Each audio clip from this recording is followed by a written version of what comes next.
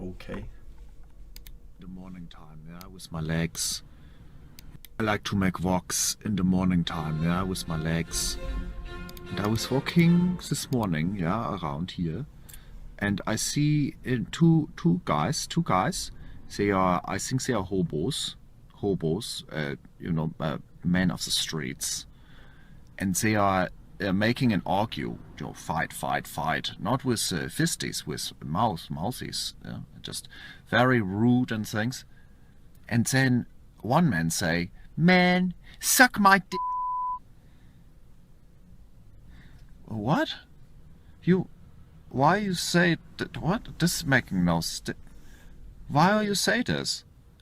This is silly. This is silly and danger.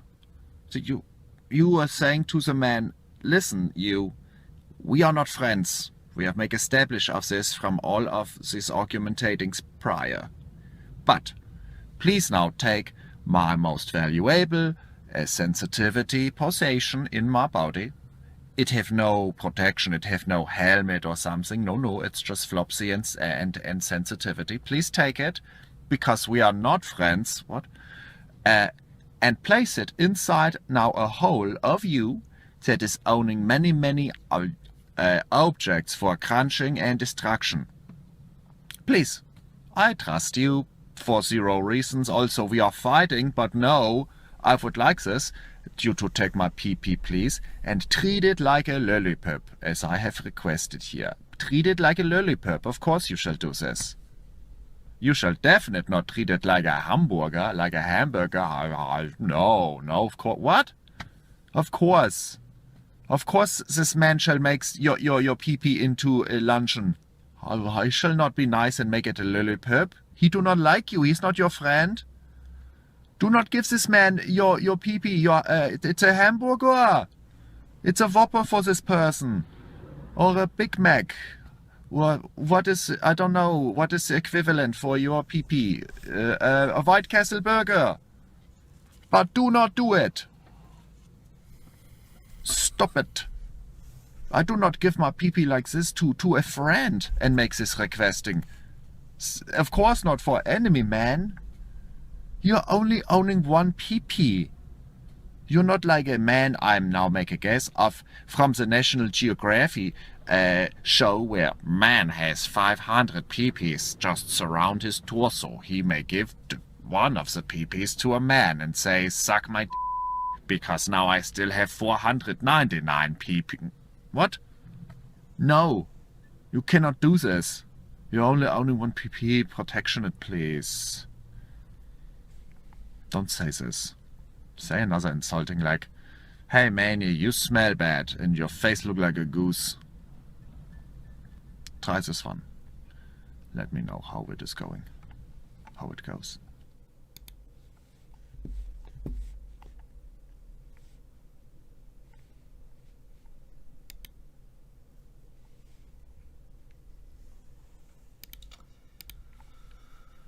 Thank God. I only had to click one of your 2 links. Alright. Blaze Warden, Lord Letago, Martin Hage. What is this? You're probably like billions of other people on planet Earth, happily going about your daily life without a care in the world for any of the fundamental forces that make life on Earth possible. Yet, even as you watch this video, one of those forces is experiencing an unexplained anomaly and unexpectedly weakening, potentially leaving the Earth vulnerable to the almost complete extinction of life. If what scientists are watching develop in real time persists, humanity has at best years left to live, and the only thing to survive us will be microbial life in the deepest caves or darkest depths.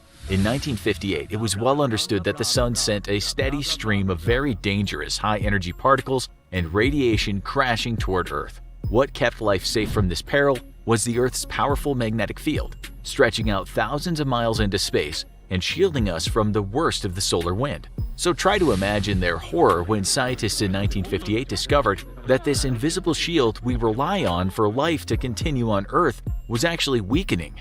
Known as the South Atlantic Anomaly, it's an area of weakening magnetic field that grows on average by 12.4 miles per year. The area has been closely monitored since its discovery, and today, this chink in the Earth's protective armor comes down to just over 100 miles over the surface of our planet. The anomaly has already taken a devastating toll on manned and unmanned spacecraft, and modern satellites can't operate in the area without special precautions or risk destruction. But what is this anomaly exactly, and why is it so dangerous? Well, Texans might not like it, but the truth is all life on Earth is solar-powered. Yes, even you. The food you eat either ate food that got its energy from the sun or was food that got its energy from the sun. For the kids in the cheap seats, we're talking about plants here. The sun is basically the giver of all life, but it can also be the taker of that same life. That's because all that nice warm sunshine you enjoy on a sunny summer day is only a tiny percentage of the energy the sun is blasting out into space in your direction. Basically, the sun is blasting a pure murder hate beam of radiation straight at your dumb face. But good guy Earth is there to shield you from the worst of it all, so all you feel is a nice warm ray of light and maybe some slight sunburn. And that's thanks to the Earth's magnetic field, which is generated by the movement of molten iron and nickel in the Earth's core. All that moving and shaking of those metals in our molten core generates a massive electrical current, which in turn creates a magnetic field which stretches out deep into space. That magnetic field is in effect a shield, which deflects or traps harmful solar wind and ensures that instead of your DNA being blasted apart, you'll let worse suffer a shield. Is he talking about ozone layer? I'm confused. What is this shield he's talking about?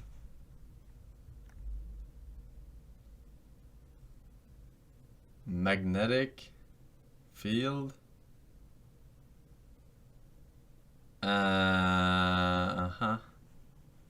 So the ozone layer and magnetic both protect versus the sun.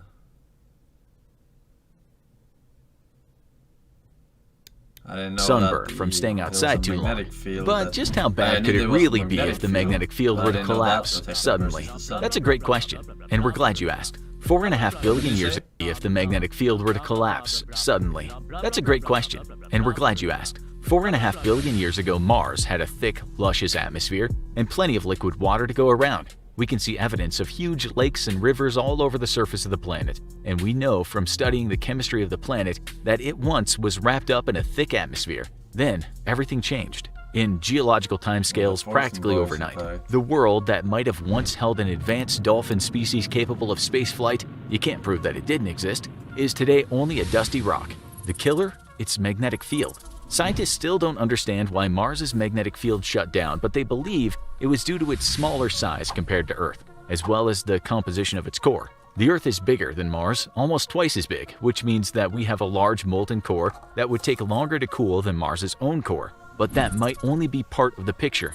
Rock is a great insulator. That's why our core has remained molten so long. But it's not just heat from its original formation that's still keeping the core hot, but also the decay of radioactive elements inside our core that's helping to keep things nice and warm. Some scientists suspect that Mars lacked such heavy radioactive elements in its own core, which would have led to a much faster cooling core than the Earth's own. With a weakening magnetic field, the solar wind sandblasted Mars's atmosphere away, and eventually its water. Any life, such as spacefaring dolphins, would have been bombarded by cosmic and solar radiation, their DNA destroyed by the high-energy particles ripping it to pieces. Unless that life moved deep underground, extinction was quick to follow. And now it may happen here on Earth. The South Atlantic anomaly has been closely monitored for decades and is now split into two valleys that continue to move across the ocean and grow in size. However, it's not quite all doom and gloom just yet, as new data shows that the anomaly may perhaps be part of a natural cycle that's going on for millions of years. We already know to expect anomalies in the Earth's magnetic field, and that's because the molten core is not uniform in its iron and nickel content, whose motion generates the magnetic field. These irregularities in the content will inevitably lead to irregularities in the strength of the magnetic field around the Earth, and thus the Southern Atlantic anomaly is born. There's no evidence that the Earth's magnetic field ever weakened to the point of causing a mass extinction event, so scientists are hopeful that the SAA will continue to evolve over time before eventually correcting itself. For now, the greatest danger that the SAA possesses is to low Earth satellites, which frequently pass through the anomaly. They must be careful to shut down sensitive electronics or suffer serious consequences, such as the Japanese satellite that destroyed itself when charged particles slipping through the weakened magnetic field damaged some of its electronics. Even the space shuttle experienced the shutting down of laptops as it flew through the anomaly, and the ISS regularly passes through it, but thanks to its thick shielding, suffers few if any ill effects. While scientists don't suspect the SAA to lead to a magnetic field collapse, there may be no telling how the Southern Atlantic anomaly evolves in the future. If things take a turn for the worse and the anomaly dips below the atmosphere, something it's already dangerously close to doing, it could spell disaster for any living beings in the geographic vicinity of the anomaly. Thankfully for now, the anomaly is over the Southern Atlantic, but as it moves and grows, it could eventually pass over heavy population centers. What the Southern Atlantic anomaly means for life on Earth is still largely unknown. Before we're all disintegrated by an angry sun, go watch Worst Natural Disasters in Human History, or click this other video instead. We're all doomed. You're doomed first.